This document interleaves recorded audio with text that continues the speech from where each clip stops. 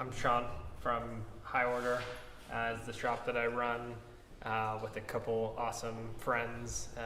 Pretty small art and design studio.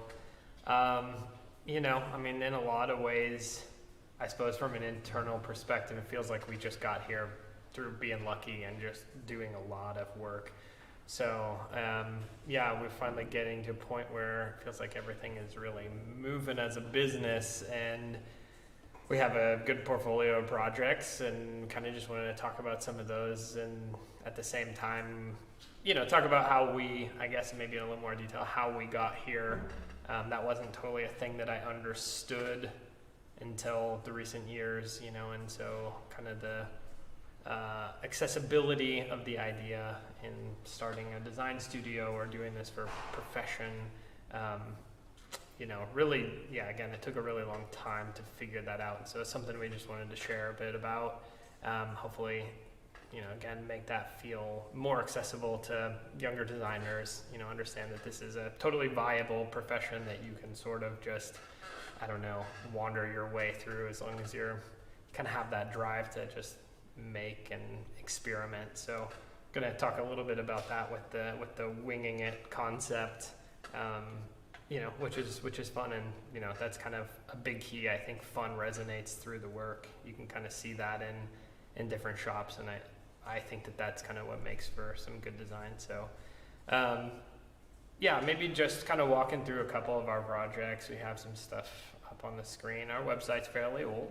We don't always get time to document our own work, but as we grow, we're kind of making sure to build in positions and time, budget, all that stuff to kind of capture some of it. So it can from time to time feel pretty ephemeral as you spend a solid week sort of bleeding over a project, and then the next week it's sort of gone again.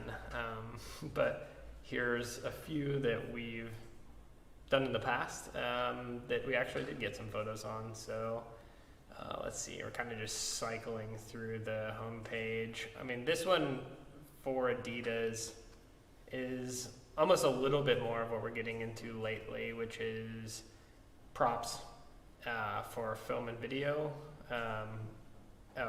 photo and video, which is pretty fun. I mean, it doesn't quite have to be the same robustness of usability as like retail design, which is kind of our other realm. This isn't going to see as much wear and tear. It doesn't need to be as structural. You can be very careful with things, so you can take a lot of extra liberty for the sake of the design and visuals on things. And so these are pretty lightweight acrylic boxes, and I guess I kind of grabbed this one because we brought some acrylic materials and some lighting components today to kind of play with once we move over into the studio. And so this is just kind of an example of like light sculpture. It's kind of cool. You start to develop your material language or like your base components that you like to work with, and they take different forms. You kind of assemble them in different ways over time. And so I thought this one was pretty fun. Somebody asked us generally for something that looked like this, and we're like, well, we kind of have this language we know how to build out, square acrylic boxes with some fancy photo lights, and it was cool. The great part about working in Portland is there's companies like Nike and Adidas, and for as much as you have 100 project managers you have to work with on each project, the budget's there, and they're definitely willing to do it right, which is super cool. So that was really the extent of this project, was just a lot of acrylic cubes. Let's see if there's any other photos on this. I think if you could, as you go, actually like some of these photos, I think it'd be interesting for some people who are new to these materials, what are the qualities of acrylic that makes it weird? How do you hear acrylic? What do you have to do to make sure it looks good? What are the dangers of acrylic? It just as a material as you're kind of going through some of these projects. Yeah. It's pretty fun. It can be flexible in some ways. It responds to heat pretty consistently, just because it's such a monolithic material. So you can do some bending and some stuff like that. The glue up process is pretty cool because it's a mechanical bond. So you're actually fusing the plastic together and it's a capillary effect, which means that the pieces are already touching, and then you just with a fine needle inject some some solvent basically, and it just sucks right into the gap, and it's very it is one of the more tricky processes, and we'll play with it in a pretty low consequence environment. It can be so nerve-wracking to do because acrylic is expensive, and if you don't do it totally perfect, which I don't think I've ever done, you get like air bubbles and things, and it's a very like one shot, and it's totally set, so it's definitely high stakes. But yeah, I mean, acrylic is amazing. It's just a modern plastic. Your optical clarity is really great. You can make a bunch of different effects and colors and all that. And again, we'll kind of play with some of that over in the studio. So that was fun. I mean, we did a whole bunch of those. You just kind of run it like, you kind of process it like you would a lot of wood. Run it on a table saw, bandsaw, any of that stuff works. There's like a shot of flame polishing to try and just smooth out the edges. It laser cuts super well because it polishes your edge while you cut. So if you got a laser cutter, you're gonna be doing a ton of acrylic stuff. I'd say that's probably the biggest, in the retail design world, that's probably the biggest product for acrylic and laser cutting, is just that pairing, which is cool. I see that you're not wearing a mask, so there's no toxic fumes related to material? Not in a major way. I can't say that there's no fumes, but it's not,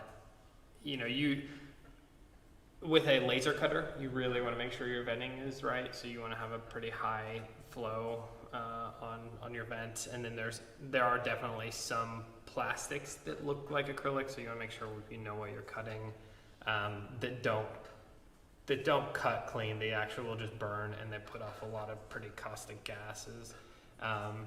In this case, I'm just edge polishing acrylic, and so again, I probably wouldn't put my nose up to it, but we're in a pretty big open shop, so I guess it brings me comfort when I go to the plastic supplier that they're doing all their processing, and like never seen anyone wear any sort of ventilator. At cities like matches, things like that, laser cutters, like you're saying, will be fully enclosed and have like pretty intense ventilation systems and things like that. So in this case, it's like Sean's saying, this is just kind of a polish on the edge, but that is the thing to be aware of with like these materials, and all the materials is like, what are the properties? Like there are some plastics that are enormously toxic, and lots of places just won't even allow certain plastics to be cut in a laser cutter because of those reasons. But acrylic is, I think furnishing the edges seems relatively benign. Yeah. That's the thing we talked about a lot in school. I went to school for product design and, material exploration, and just sort of diversity of materials, a big part of that. And so you're always sort of looking at at like the safety material data, safety sheets, stuff like that. If you're not totally familiar with it, because it can be pretty gnarly. But at the same time, I hate to say it, there's definitely a culture of like accepting that you're working with inorganic materials. And I hate to say that. I mean, the more that I build out a shop and a team, the more I start to really consider the health impacts, which are real. Dust just from wood even is a real thing too, and so really just making sure that my team is as safe as possible. So always something to think about for sure. Let's see, what else can we talk about on the website here? So this Glossier one was really like a pretty crazy multimedia project. This one was led by Evan Murphy, who worked with us at the time. Pretty amazing. It was a collaboration with Lily Kwong, who is actually our client, and then Glossier was her client. She does plant installations, and so what we did is we came in and we built out these base structures and fixtures, and then laid on artificial turf, and then she came in and potted living organic plants inside of this. And so I think maybe the big note on this one is like a lot of a lot of retail design, especially the cooler stuff that you see on a magazine or blog or anything. I mean, it's so experimental. It's not really a roadmap for it, you know. I mean, and I think this is a big part of how we get into the conversation about winging it, is like you can do research and like anything adjacent, you know, you find somebody who's planted inside of a space, figure out how they did it, but no, you know, most often there's no roadmap, at least for the stuff that we like to do. You know, you definitely can build a good business by building pedestals for, you know, shoes and things like that, and you just build those over and over and over again. But not really what I got into it for. I'm always excited about just something I've never seen before, and sometimes that feels big and scary, and you don't know how you're going to do it until you've kind of already done it.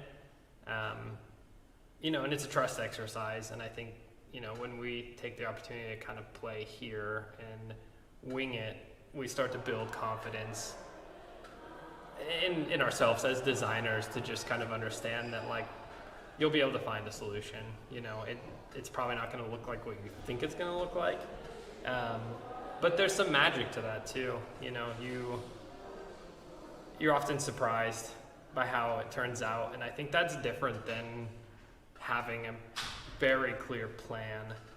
You know, sometimes when I have projects that require really tight outline drawings, all that, like, you almost personally, I almost get a little frustrated when I have to pivot or something doesn't work quite right, you know, and you kind of go into the winging it mode a little bit, but I'd prefer that it's stuck to the plan and everything worked, versus totally winging it, which is like,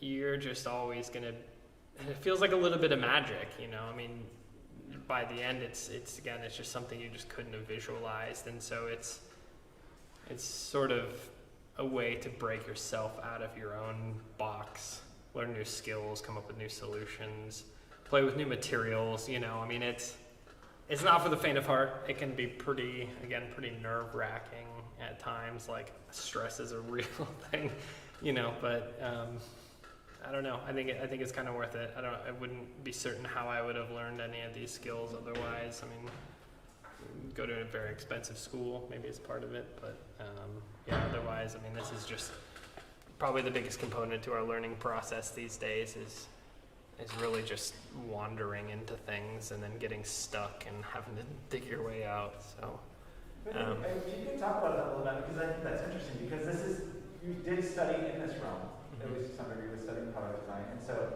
I'm sure some of that informs this, and it's something I've observed at least, is very often there's some part of the project that is majorly winging it, but there's some foundational part that you have on lock, and that lock can be because of the skills you have a team member that knows, like, the realm well, and Yeah. so I'm interested just as far as, you know, again, talking like, if somebody was new, watching this, listening to this, they just want to get started, it would be unreasonable to think like, well, they could just show up in a retail space with a box of materials and like make it happen, because even that part of it is a learned skill. The ability to like make those calculations and understand the materials and, you know, have familiarity with one domain, like, okay, I've got wood on lock, I understand wood.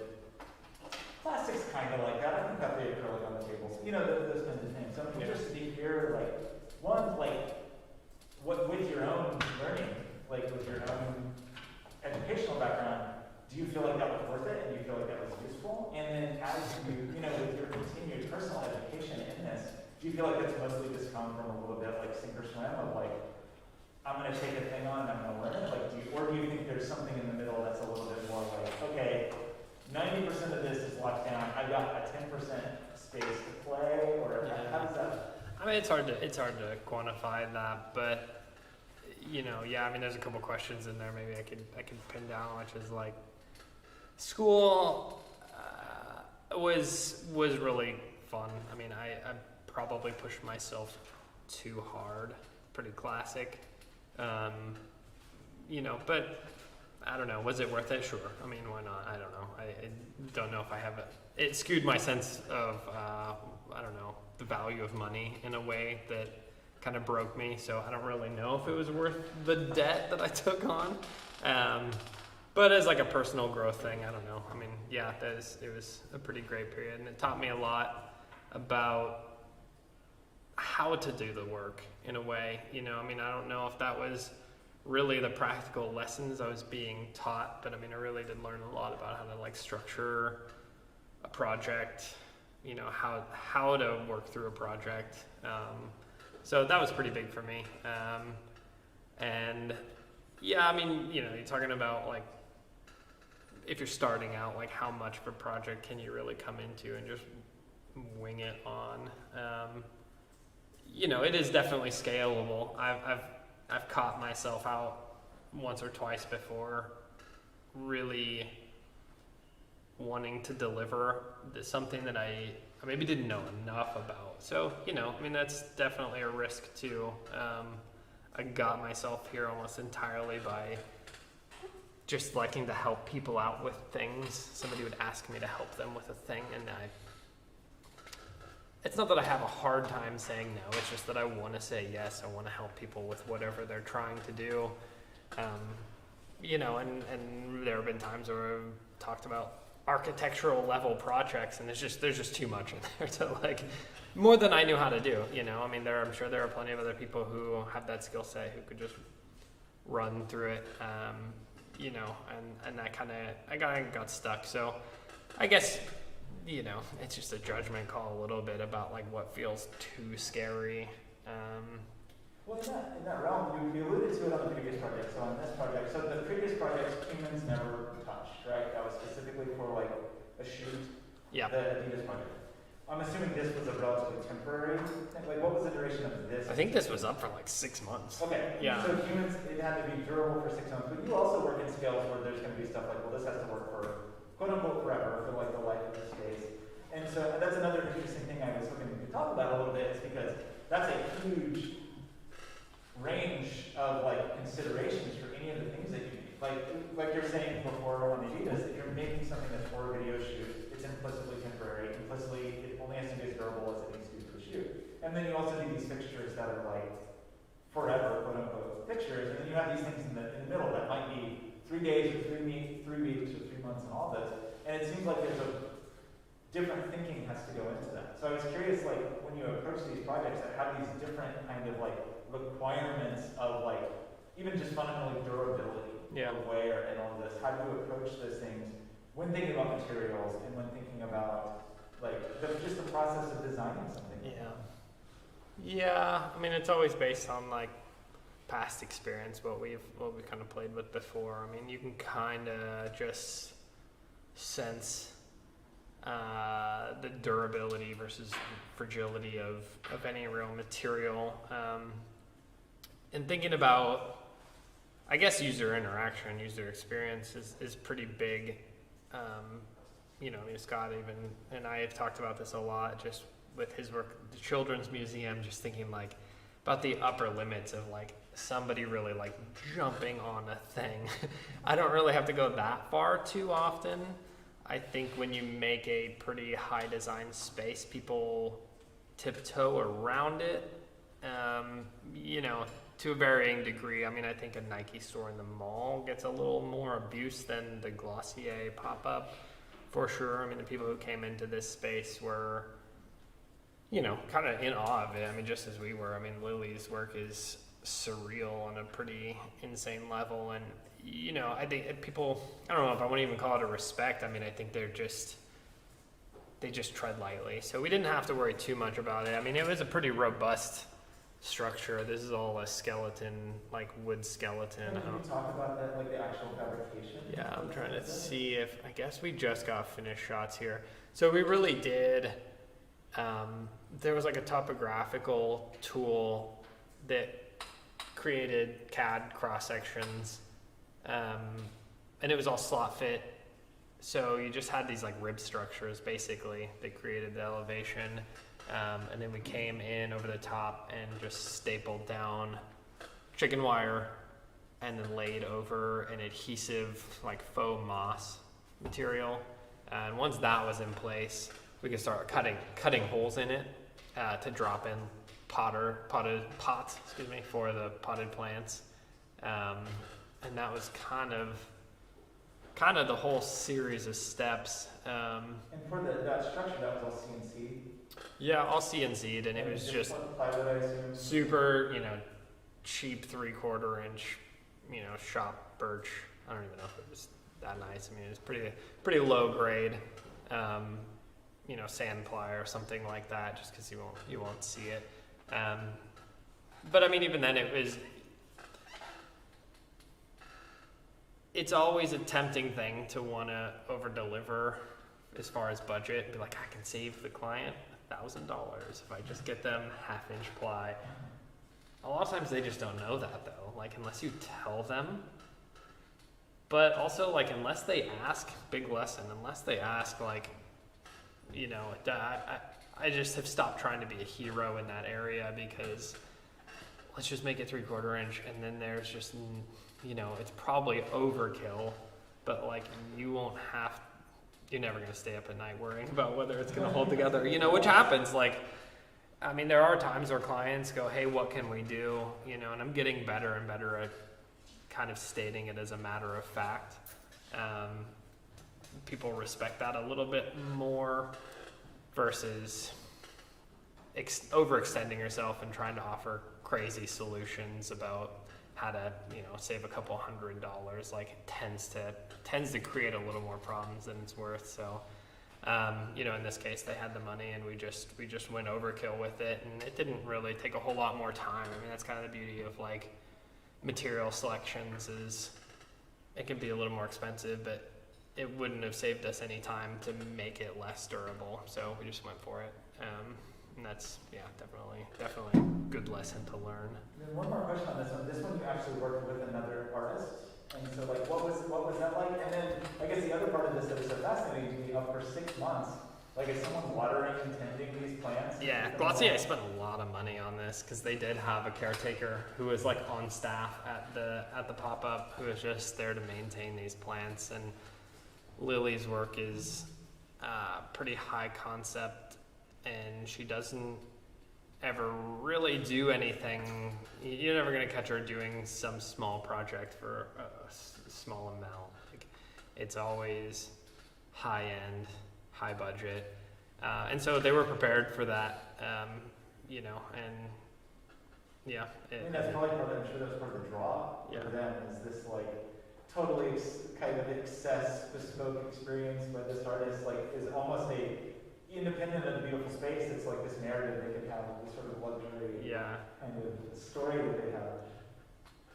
Yeah, she definitely carries that vibe, which is cool. We got to spend a couple days with them, and our team was all super cool. So yeah, it was fun to collaborate with a team like that. I mean, we often are working with the client and project managers and other creatives, like designers, when we're not the design team, but not usually are we working with like just another kind of product provider on such a one-to-one level. So that was cool. It was fun to share it with somebody. So let's see what else. I mean, again, these are kind of older projects. I'll kind of talk about. We do a little bit of like spatial stuff. I was working like complete space. This was very much a design project, so I didn't really build anything in this space, but I was working with an architect from Portland named Rick Testio, old school architect who's really great. And so he kind of let me run with interiors, and their requests were so wild and over the top. They really loved Memphis, and this is for Nostrana, and their wine bar that they built on next door. And so everything's very like high Italian, like mid-century stuff. And so it's like everything is designed, and it was kind of fun. I mean, there were moments where I thought like, we're just picking a million little pieces, and I wasn't totally sure about the cohesion of it all. But I think that's just how this design works. And so you go into the space, and it does work together really well. I mean, it's a very strong vibe. So that was a pretty fun, big project. I mean, it's definitely a different world to start to work with general contractors and, engineers, and having to the building, I think we ended up spending enough on the building that it triggered some code stuff, and you had to get like strapping for seismic upgrades on the ceiling. It's just like a whole different world of considerations versus, you know, retail and kind of small freestanding pieces. And so learned. There's two things of that are interesting. So one is like talking about that, and then, like the previous project you're working with this artist, this sort of individual artist who has like kind of like you're saying, doesn't go small, has these sort of big conceptual pieces. And here you're working with like general contractors, like or like architecture, people making sure things are to code and all of that. And that seems like two really separate worlds, or even like a creative studio, creative agency, that kind of world with Becky or whatever, versus this where it's like this is a physical space, stuff can't fall on people and kill them, these need to be permanent. So I'm curious about that, like the contrast of that, of these like art and concept driven, where that's the goal, that's the end goal, and there's some other considerations around that. But it's a space like this that is like, this is permanent, it's for human habitation, it has to meet a lot of needs that are beyond the aesthetic, even of like physical comfort, the chairs and things like that. And this one is in such contrast to like, again, that Adidas project that is what did that exist for like a week or something for the photo shoot, if that, and then this that is intended to exist for potentially decades or something, you know. And like the contrast of those worlds seems almost exhausting or like almost hard to reconcile. So like, how do you balance those kinds of projects, and which one is your preference? Yeah, I think there's a reason we don't. I mean, there's several reasons we don't do architectural stuff anymore. Some of that's just not working at that architecture office, but you know, and that's a big part of it too. Is like, to do this scale of work, that you need credentials in a way that you don't need for like retail. You know, I mean, you have to have an architectural stamp, you have to have permitting, you have to have an engineer, you know, all this stuff. But I don't know, I kind of like what we do now a little bit more. I mean, it just tends to be more fun because, I mean, I enjoy seeing stuff come to life, and it takes so long for architecture and interiors to come to life. I mean, these are year-long projects, you know, if you're not building an exterior, you know, if you're just doing the interior, it's still a year, you know, you'll see your thing in a year. And that's just, I don't know. I mean, we've kind of talked about it in the shop where like, I don't think we want to do projects that take more than 3 weeks. Yeah. Like, I just kind of, I mean, I hate to say it, but I have a short attention span in some ways. I mean, I can drive myself forward, but I think there's just like a natural energy that only lasts so long. And so, you know, again, talking about intuition, I think I'm just always trying to see where that energy takes me, you know, and if you can really harness that energy, it's cool to see what comes out, you know. I mean, we all know what happens when we run out of energy for a project or a job or something. I mean, it starts to feel heavy and you're just dragging it around, and I don't know. I mean, it's cool to work in a shop where we get to do something new every week, every 2 weeks, you know. It's just a little new spark of life, and you know, I don't tend to get bored with stuff. So yeah, definitely a big pull away from this scale for that reason. Yeah, and so, I mean, I guess that's a good point. We can talk about more recent projects. And this is really just our Instagram. We're definitely still working on finding that time again to assemble documentation of current work. But I'm curious about that really. Like, do you find that it's, I mean, it seems like you're getting by with this, or, you know, that's just a big question now as far as like, is it a requirement to have a cohesive web portfolio, or can you point people to your Instagram? Because it seems like you have a shortage of work and inquiries, so I'm curious, like, how necessary are you finding it? I mean, we're starting to talk about marketing, which is a big focus for us recently, and understanding the difference between the channels. And I think our clients who bring us big budgets just want affirmation on our credibility. I mean, and some of that is like, you just have a website. They go to our website because this is like consumer grade, you know, but the website is is like professional grade Like in that's some the brochure ways. that they can use to show their stakeholders. Yeah, and, you know, it doesn't feel temporary. Like, I mean, so much of it's perception. Like, is there really a difference? We can communicate everything here as well, and it's more fun and interesting. I mean, I don't know, but and that's why the website doesn't get updated as much. But yeah, I think the big agencies want to see the website and, you know, flashy photography and all that stuff. So it's important to have if you're shooting for working with, you know, bigger groups. This will definitely get you cool local clients who are small businesses. The trade-off is small businesses are rad. They're usually up to do cool, interesting, you know, experimental work. They don't always have the budget. So you're oftentimes doing the same work for much less. And then the other side of it too is you got to teach them a lot about how design process works. I never have to teach Matchless about how to run a project. They've done it so many times that it's a pleasure to work with them because they just move through projects so easily versus, you know, again, like some new business, like they don't quite know how to organize their ideas about what they want yet. And so that takes a lot of work on the front end. I mean, it totally pays off. It builds you a cool portfolio.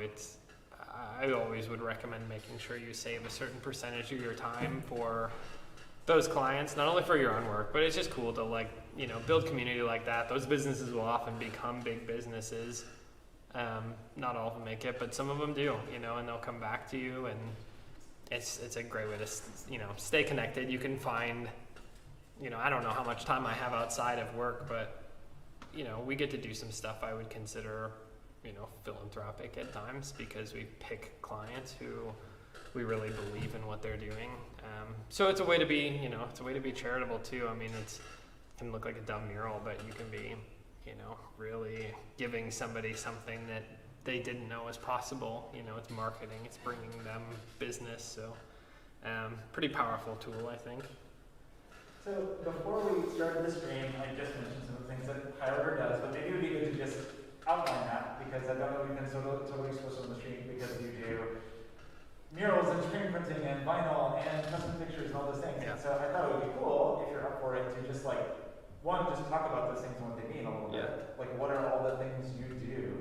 And which is often you literally do, but also why they're high order. And then also if you just had a few projects like, you know, I'm sure you have some hero ones you want to talk about, but if there's one that's like, check out this sign, check out this vinyl, check out this picture, I think it'd be cool to just, even in your Instagram, see your process. I like your Instagram because I like the rawness of it, and that's something I really like a bit more than often the way things are on the purely brochure sites, you know?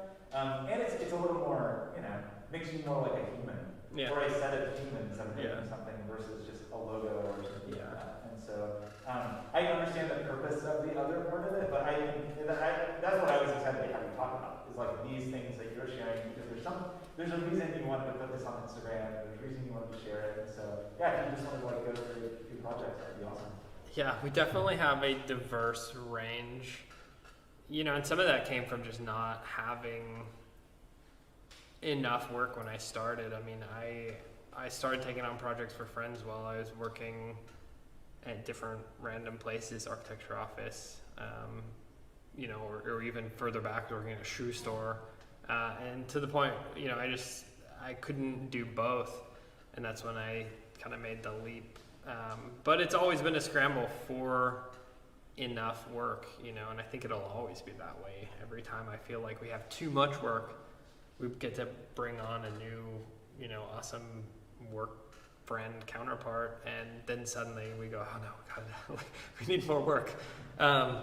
You know, and so that's always a real thing, and it's always led me to just offer any skill I have. I mean, if there's a hole in the calendar, like I will, I don't know, design you a toothbrush, like it does, you know, whatever I can do.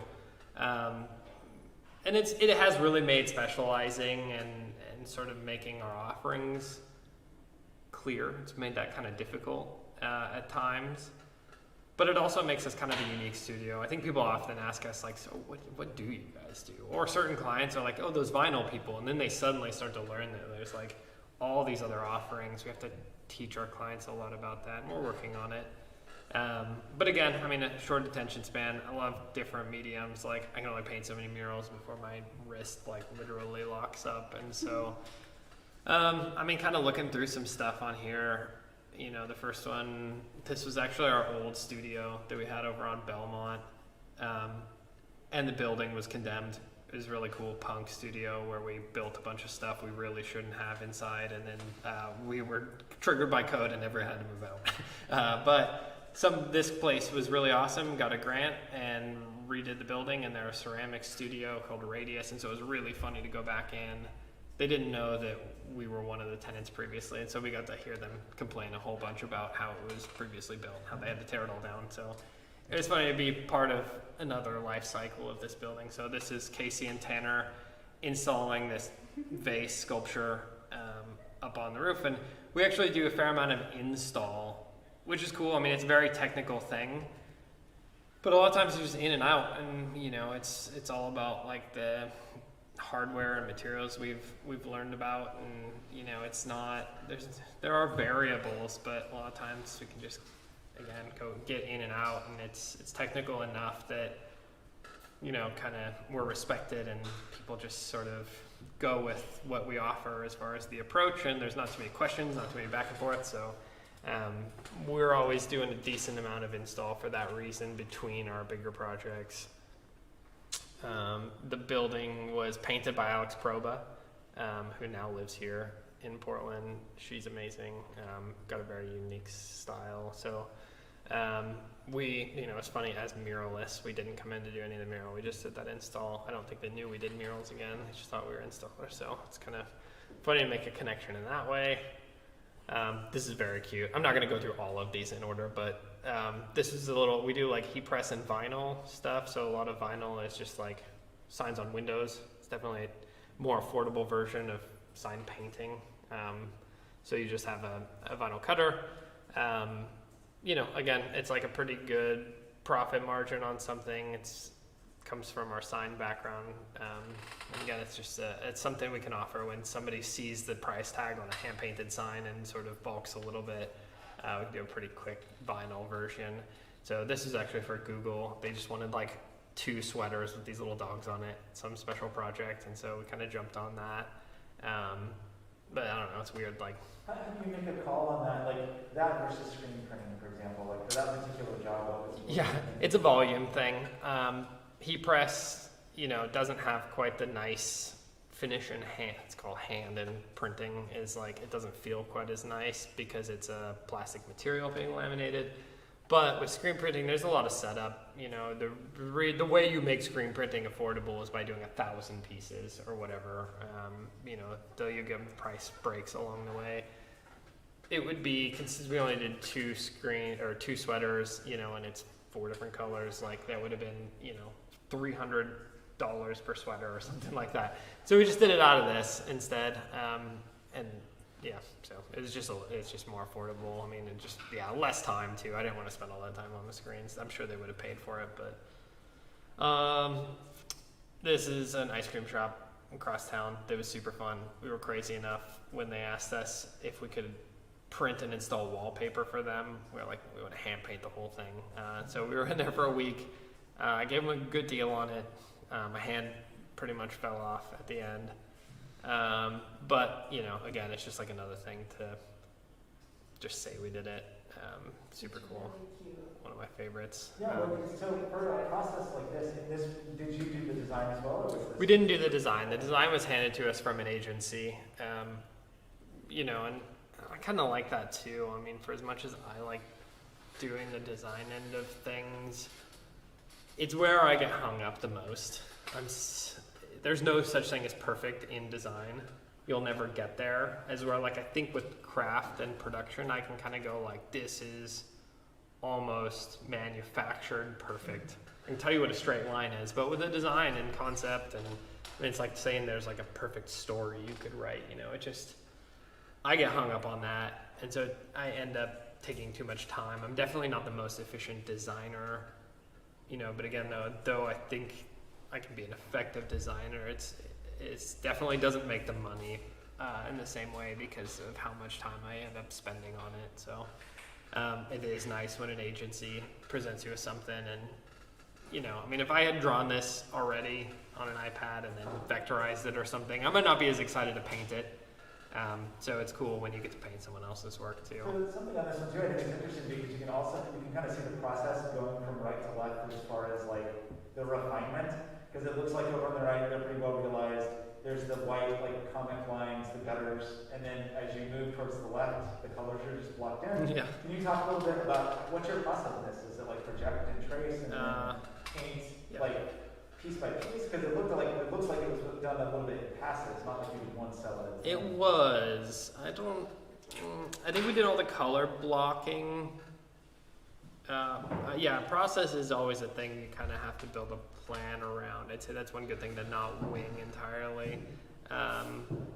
But yeah, we went in, we masked all the squares out after we had measured out the pattern, because they gave us full elevations, which was really nice. I mean, a good agency or studio is going to give you actual floor plans, and so everything's mapped out correct. We have to do a couple little adjustments here and there, but we measured out all of our squares. Just some good yellow frog tape in there. Beautiful, love that stuff. And then we did pounce patterns on this one. So this is like kind of, definitely not a secret, but it's something that a lot of people don't know is how art gets onto walls. And projection is definitely one method. We use that from time to time. But whenever you're working on curved surfaces or multidimensional surfaces or rough textured surfaces, you need to apply your art in a different way because of distortion from a projection. So, even before projectors, the way that you would do it is with pouncing. And so there's a couple ways you can pounce.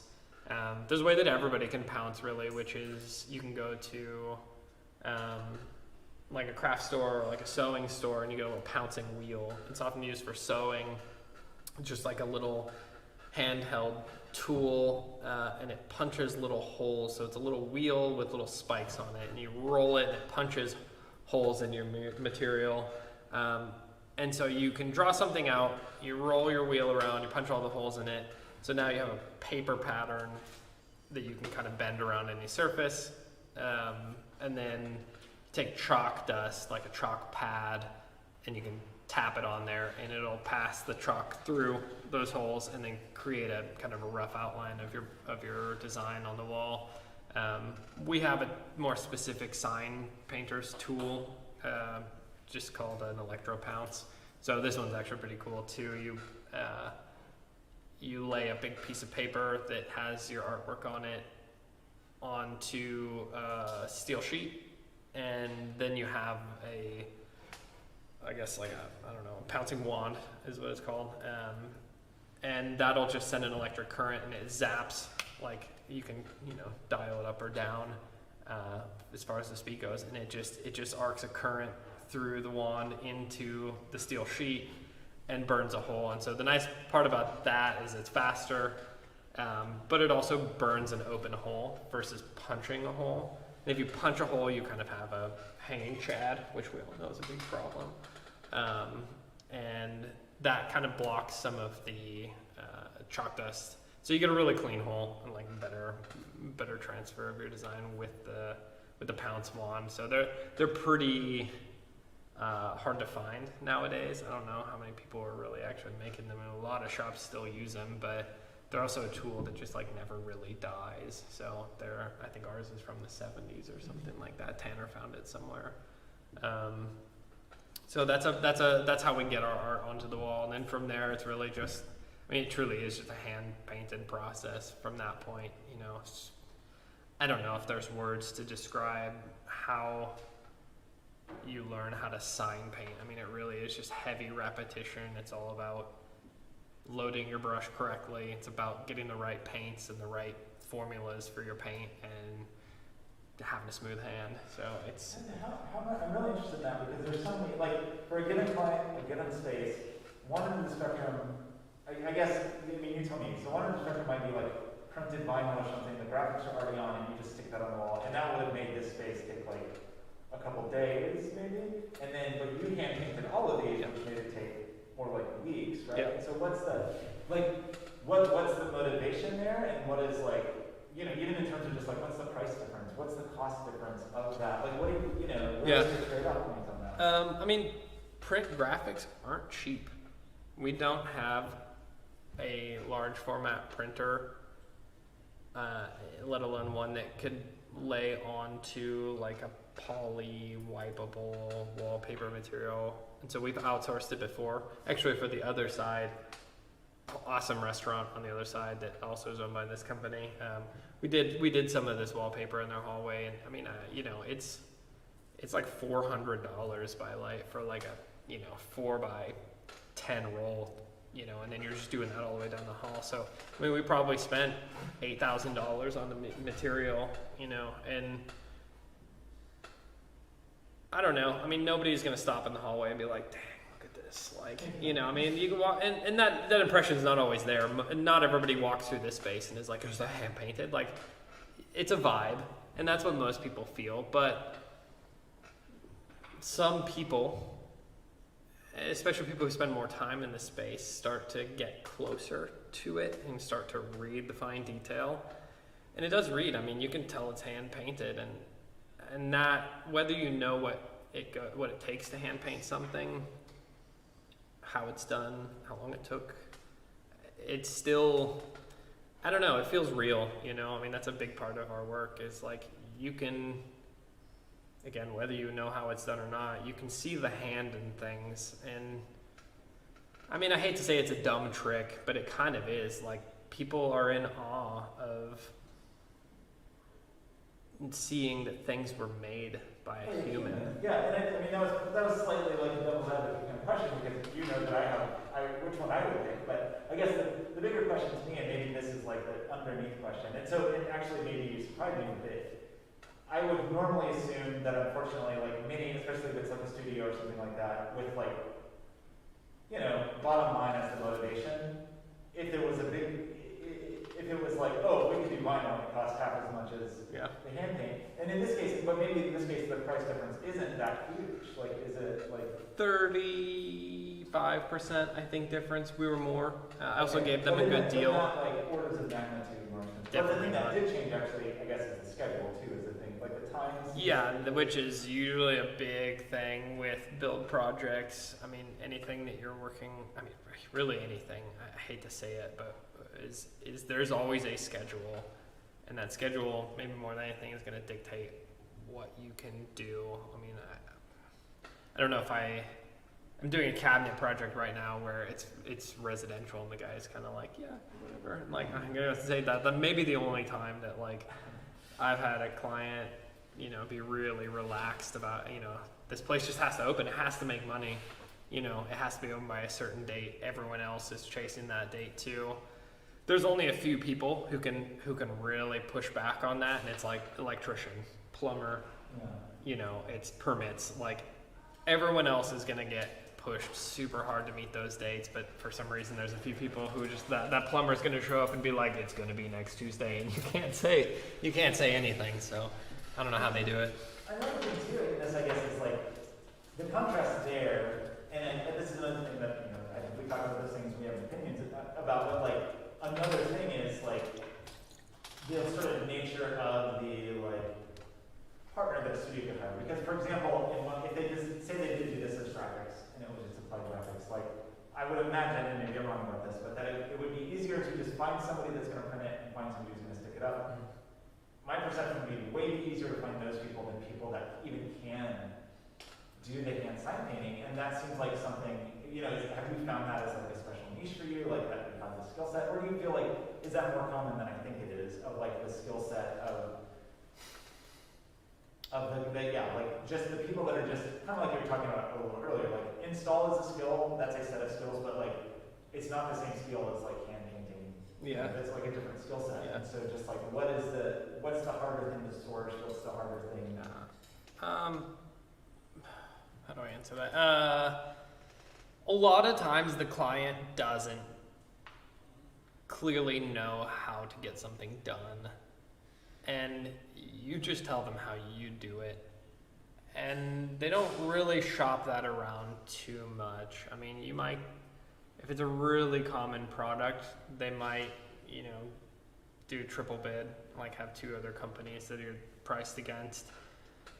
But, you know, when it's specialty, like, I don't know. I mean, you have to, you know, we've taken up a point to be ethical about pricing, because I think you really could be like, this is going to cost $65,000.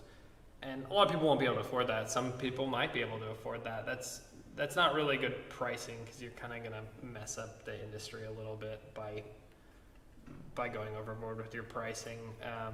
But a lot of times, yeah, again, like, I don't know, who are you going to call to bid against us on something like this? Would be very tough.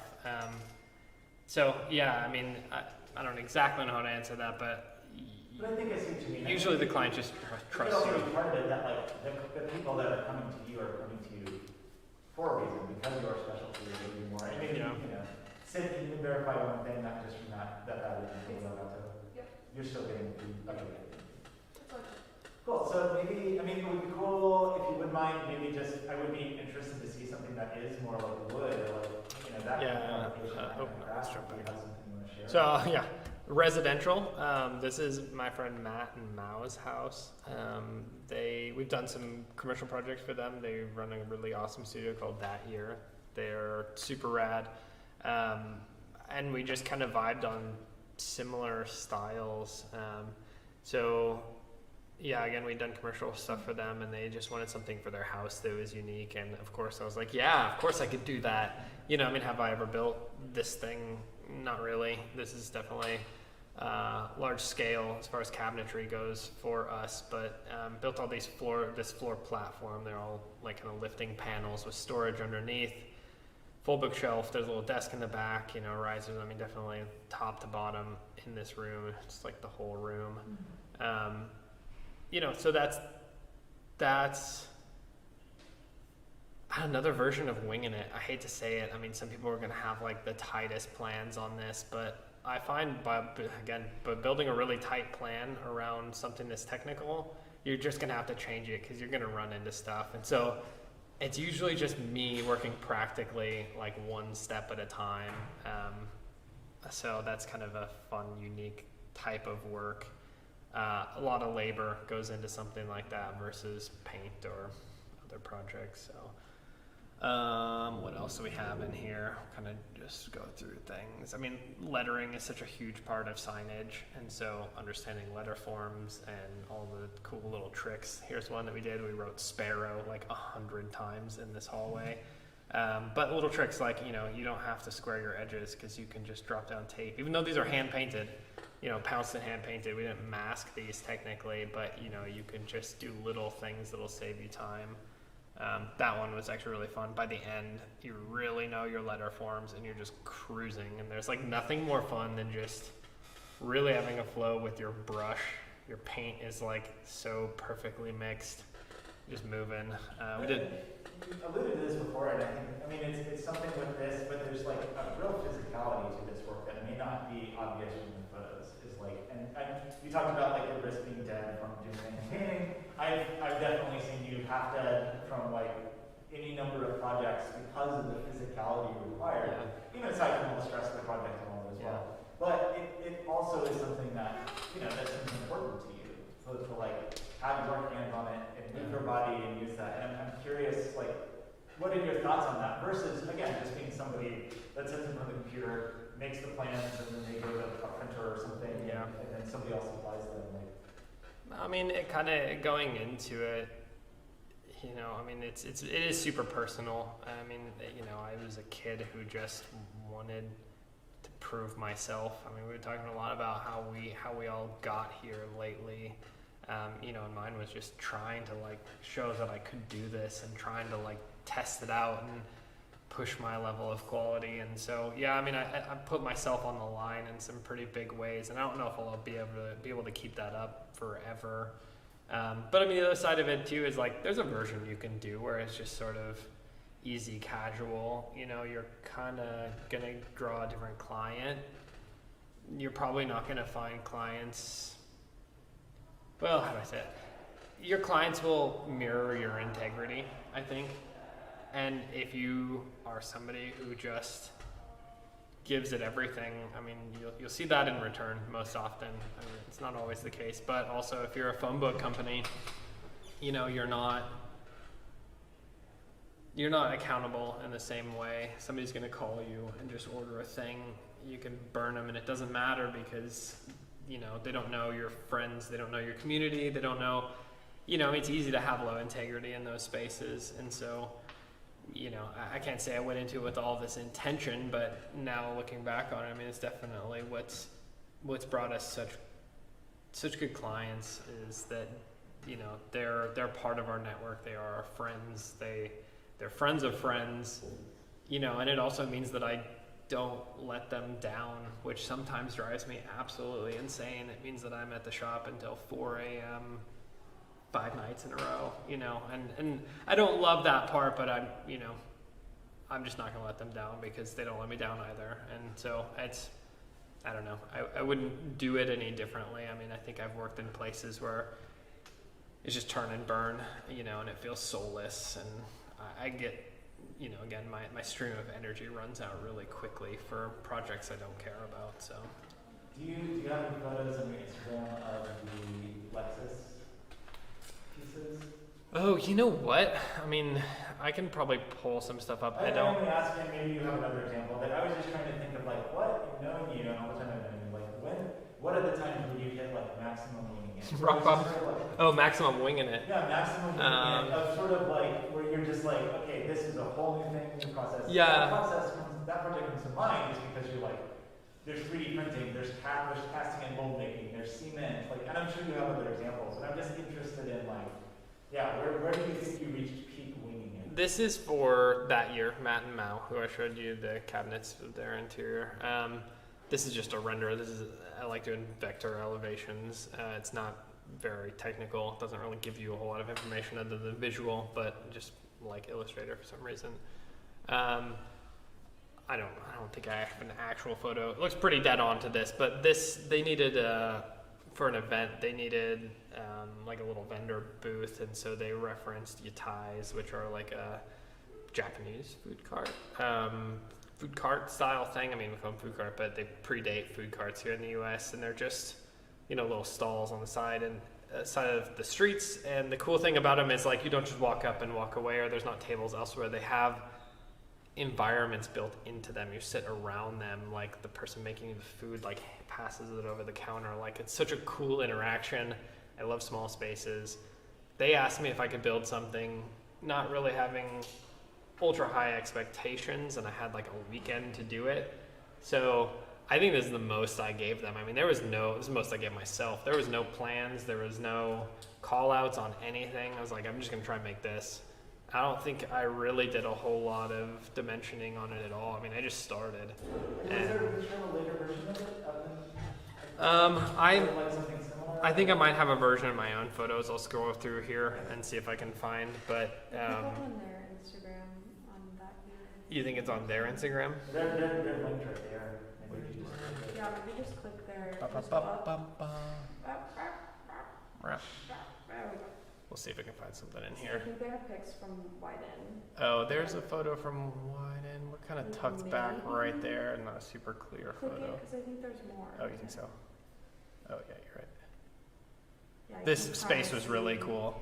So here's the unit right there, and that really was just me. I hate to say it. I mean, it was kind of.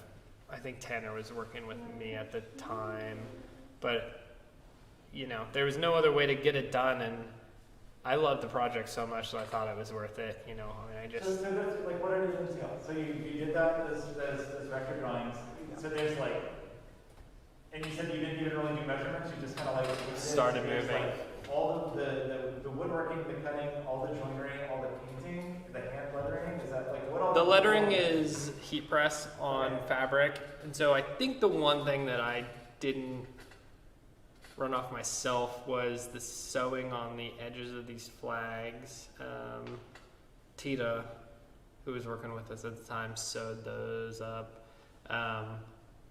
You know, but yeah, I mean, some cool multimedia aspects to it. Yeah, I mean, got in way over my head with how much I could possibly do in a weekend. They originally asked for 2 of these, And then they went back to one when I told them how much it was going to cost, which thank God, because I mean, there's no way.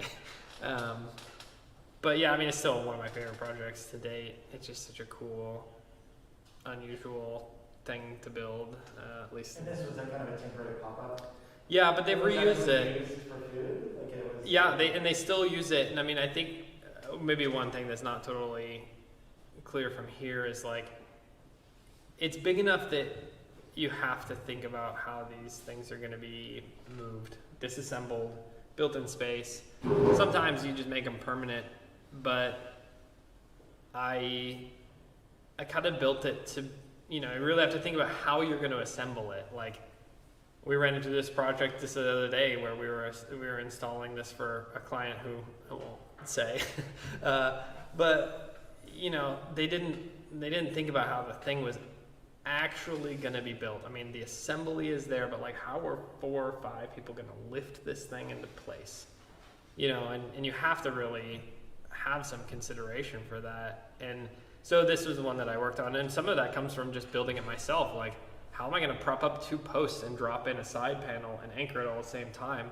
You have to create fittings and stops, and I mean, that's kind of some of my favorite parts. Like, I'm a Lego kid. Like, I don't still hang out and play with Legos, but like, that was how I got here largely. And so, you create indexing for all of your parts. It's just going to mean that you don't have to measure things. They're jigged, again, there's like little wood stops on things, there's pilot holes, there's threads. Like, all of these things really help to not have to literally be refabricating every time you need to move it. And so this kind of breaks down into 10 components and goes back together. And Casey and I rebuilt it the other day in maybe an hour, and so it's pretty cool. We just added casters on it, so we didn't have to tear it down in their space to move it, so they can kind of roll it around and out of the way when needed. But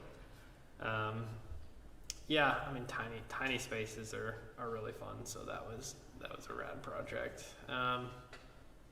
So do you have anything else you want to show? Do you have any questions, and then we can wrap up? Yeah, let's see. I mean, you did ask about just different mediums, and maybe I'll just kind of pass over that really quick. But like, Sure. Just as we're looking at stuff, we do screen printing, and so that was kind of a big investment. I mean, it's a lot. Screen printing is hard work. It doesn't look like it, but it is a grind. I love repetition in art because you get very familiar with things, and it becomes very intimate over the course of doing something 1,000 times. It so well.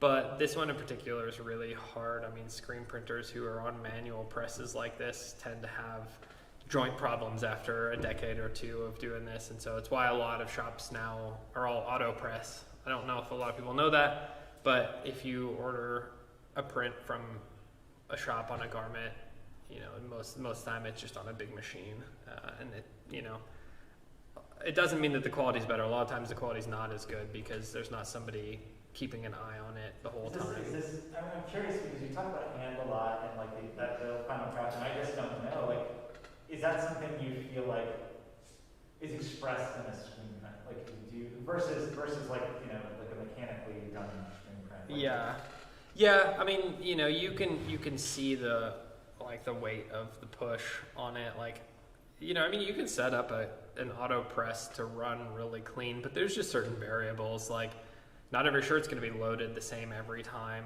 and feel is really important in screen printing. Like, I can tell the angle of my squeegee and how much ink I'm putting down and how long I'm flashing it, and these all just make a little bit of a difference. I mean, it's not everyone is perfect. They all have minor details that are slightly different. I mean, if you print enough, you can tell from one print to the next, like, just minor differences. So it's definitely not purely mechanical. It's not a print like a print that comes off a LaserJet printer. I mean, it's still done by hand. So I love that aspect of it. Hard work. If anybody wants to join a screen printing shop, we're looking. So so we do screen printing. I mean, that's really fun. That's kind of thing we fill in between bigger jobs. there's a lot of signs, sign painting, more of that. This one was kind of a fun one. Do a lot of stuff for events and exhibits, and this was for a local motorcycle apparel company at the One Motorcycle Show, and they just wanted something fun that everybody could do, so I built them an RC car track, which was kind of just my own fantasy.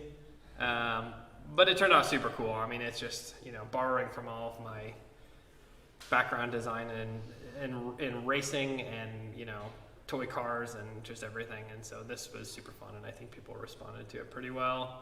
I don't know what other studio other than my own studio that would ever get to do anything like this. So there are moments where I'm like, okay, I think I'm doing the right thing. Do some furniture. It's like a little coffee table, just sculptural thing.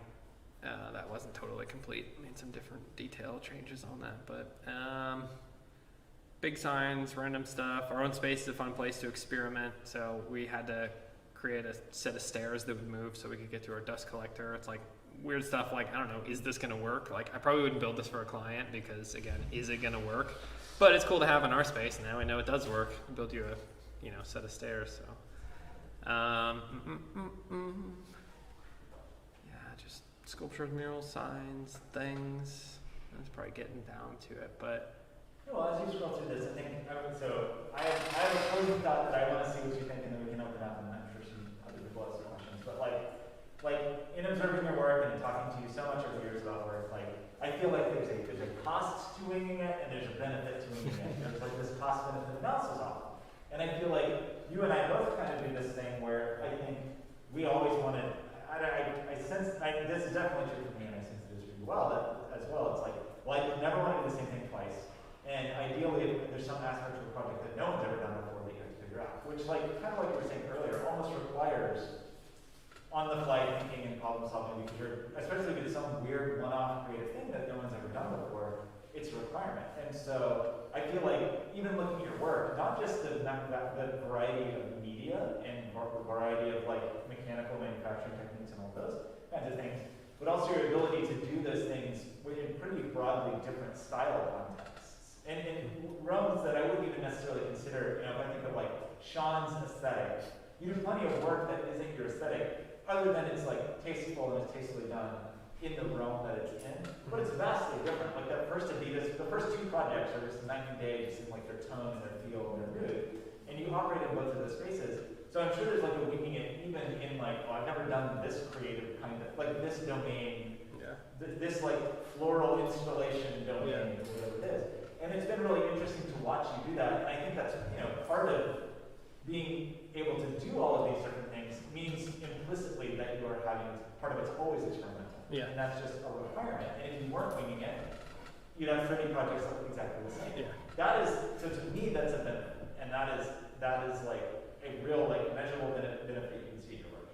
The cost is Sean the Human is at the shop until 4 a.m. Sean the Human is exhausted. Sean the Human has these feast or famine, that kind of thing where it's tough in that, where almost like you were talking about the phone book kind of company, which is, I don't think you're built to do that, but the phone book kind of company is the order comes in, the order goes out, there's no your heart is not part of that transaction. And so, but your heart being part of the transaction, which I think is a requirement for you as a person, also means your body is part of the transaction, your health is part of the transaction, and your well-being. And so I'm just really curious, your current reckoning of the score of the cost versus benefit of that. And also, I would also say I don't think you actually have that much of a choice, because I think you are the person you are, and you're going to make it. And so even if you said, I think there's not even a lot of agency necessarily in how you engage with the world creatively. But what's the score right now?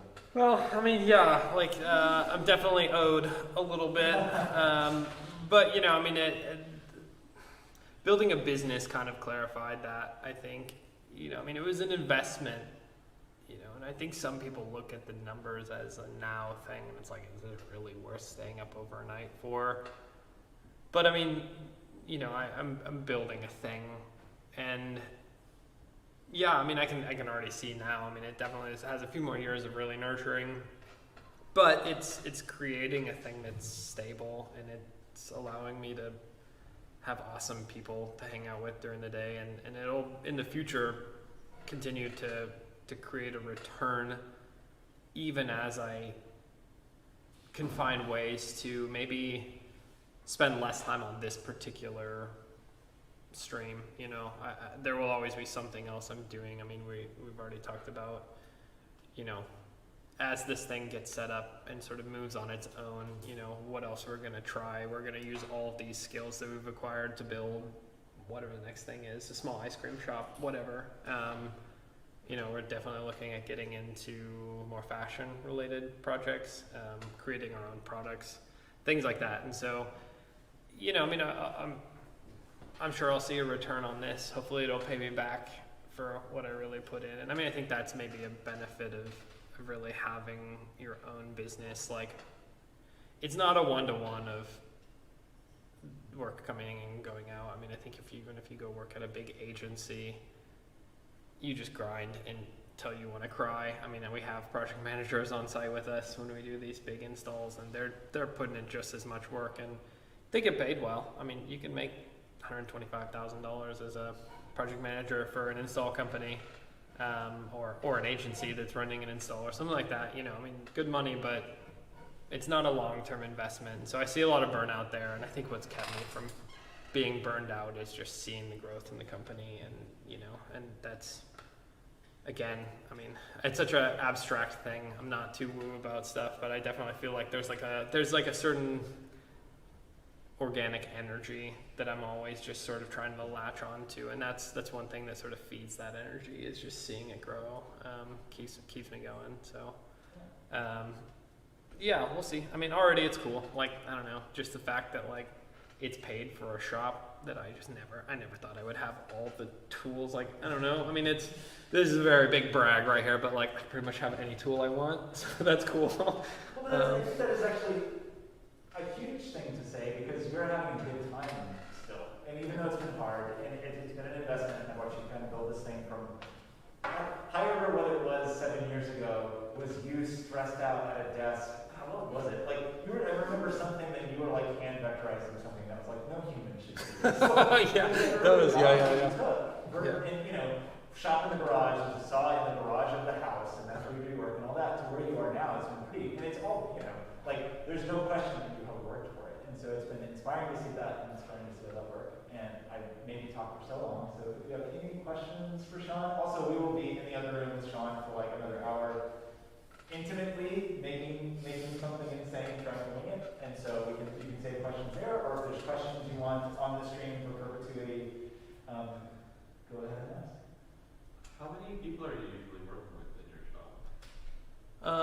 We have 3 of us who are there every day, and then we have Joe, who's there a fair amount. Joe is like animator, illustrator extraordinaire. I mean, now I'm like starting to think about other projects we didn't even really get to show.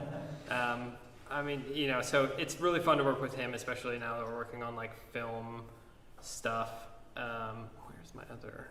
Which way are we going? Okay, because he comes from Leica and what's the studio he's at now? Shadow Machine.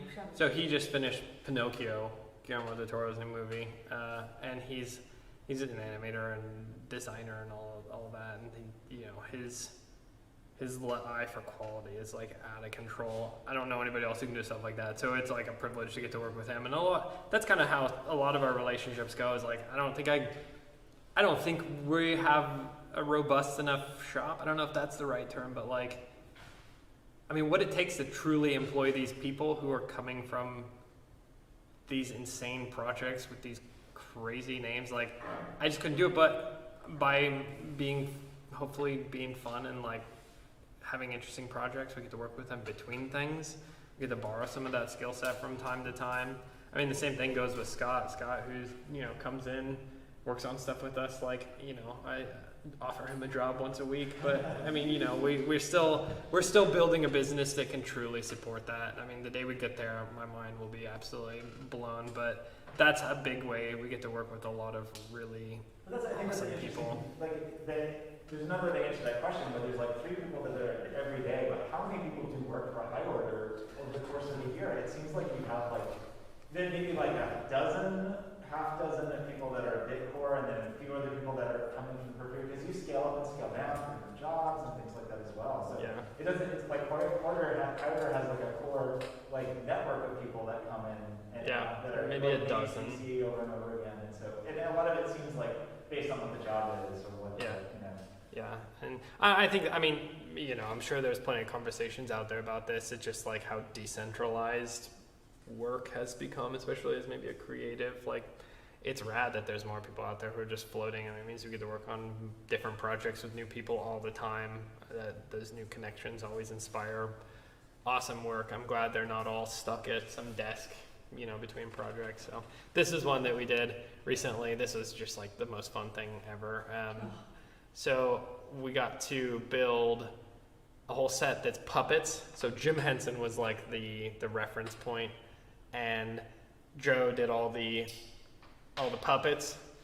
This guy is like a little Zoom genie, so he lives inside the computer, and the bottom of this is open, which I'm sticking my arm through the face, but like it reached up through the table underneath. So there's a series of puppets, but I got to build all the props, which were like just tech props. This one was like a vintage like Mac 2 basically, but everything's really truncated in design, and so you sort of get to, I guess from a background in product design, like I could probably build you a MacBook that looked exactly like a MacBook, pretty dang close.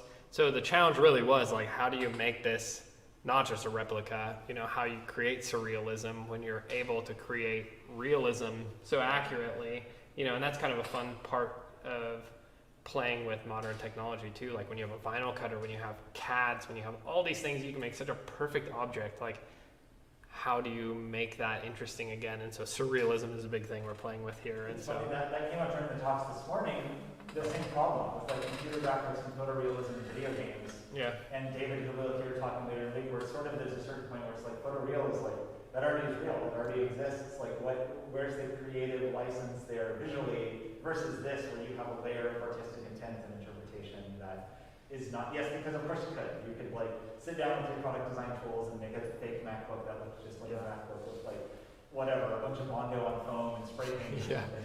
But then it would like, you already have a MacBook. Right? yeah, we could have just dropped in the real props.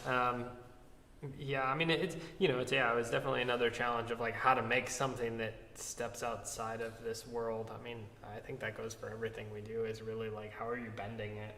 You know, I can give you the real thing, but like we can interject a narrative by sort of bending that a little bit, and it creates some awe. I mean, that's what this project is, like a motorcycle helmet sculpture for a show. There's a replica of the first helmet that I ever had, but you know, I had it when I was like 5, and so it was huge on me, and so I made everything like surrealistically kind of big on this. So what are the materials in this? Because I think this is cool, because I think that's actually, like, that to me is like the product designer skill, is to take a thing that's like, this is cardboard, or this is like Mondo or foam or whatever, and make it look like what are the materials for this, and what's your process for making this? So, yeah, I was given an actual helmet, but it was like a full face helmet, so I cut off the chin bar out here, and then it had snaps for like a bubble visor or something, and most people just painted theirs. Everyone was supplied with a helmet. Most people did a paint job, but you know, I kind of tried to lean into my multimedia thing. The question is like, how do I make something that isn't going to be what everyone else makes? And that's most of the time the challenge. And so this one is, yeah, the visor's all glued up cardboard. I made a lot of cardboard models in school. We didn't have 3D printers. I mean, I hate to say it, like I didn't go to school too long ago. It's like 8 years ago, but like we didn't have 3D printers. And so we did a lot of cardboard and super glue, and that just like spoke to me. I do a ton of cardboard and super glue still. I mean, this whole face mask is cardboard and super glue, and then there's some fabric. I think I just screwed it on right there. This is all fabric, just with little squares glued on. I mean, what's the foam? The foam was just a blue foam. I mean, again, this is a project that I started like 2 nights before. So I wasn't able to really source a lot other than what I had in the shop. You know, there's probably better materials, but this is all, you know, even to this day, like my dad collects vintage motorcycles, like motocross stuff, and so like I can reference the exact thing and era I'm going for, and so you know, it's, yeah, this is kind of just how it turned out. I don't know. Some of it's about making it intentionally wonky too, you know, just kind of like it's not perfect. There are times where I really want to show more of that in clients' projects, and I get a little nervous that they're not going to love, like, that the lines aren't quite straight or something, and I'm like, no, that makes it better. So someday they'll trust us. So yeah, I don't know, just a bunch of different random stuff. We should probably just keep asking questions and keep Sean works. I really go check out Sean's Instagram, but we should probably just go in the other room and try to wing it. So Sean brought a ton of materials.